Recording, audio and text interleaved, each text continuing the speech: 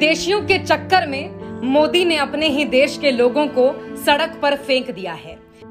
ये डबडबाई आंखें, सड़क पर बैठी लाचार महिलाएं और मलबे के ढेर में अपना सामान तलाश करते ये लोग इसी देश के बाशिंदे हैं। इनकी जिंदगी में G20 शिखर सम्मेलन से भूचाल आ गया है।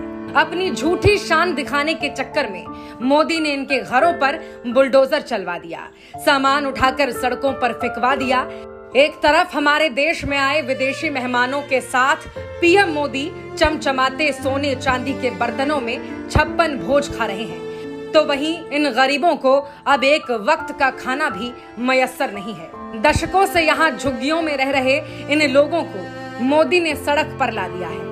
अब ये गरीब अंधेरी सड़कों पर रात गुजारने को मजबूर हैं। सिर ढकने के लिए इनके पास जो कुछ था वो तो साहब ने अपनी झूठी शानो शौकत के चक्कर में उजाड़ दिया।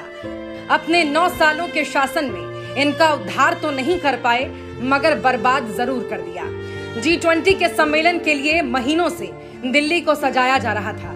दीवारों पर रंग रोगन, फुटपाथ पर गमले और गरीबों के घरों के आगे पर्दा लगाया जा रहा था, और जहां पर्दे से काम नहीं बना उनका आशियाना ही उजाड़ दिया गया, ताकि साहब विदेश में जो डंका बजने का दावा करते हैं उसकी हवा ना निकल जाए। दुनिया के सबसे शक्तिशाली लोगों को मोदी साहब का फर्जी विकास न नजर आ जाए।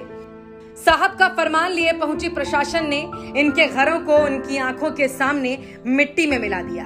उनके रहने की कोई व्यवस्था नहीं की गई। अब छोटे छोटे बच्चों के साथ पूरा परिवार दर दर भटक रहा है, और उधर मोदी जी दुनिया के सामने फर्जी वाहवाही लूट रहे हैं। सबका साथ कहकर सत्ता में तो आए, और अब केवल अपना विकास और अपने मित्रों का विकास कर रहे हैं। इतनी बद्दुआ लेकर कहां जाएंगे साहब? कम से कम भगवान से तो खौफ खाइए।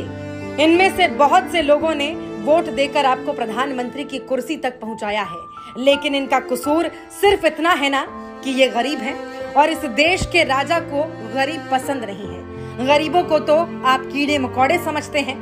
2024 में इंसाफ होकर रहेगा। ये गरीब आपको माफ नहीं करेंगे मोदी जी।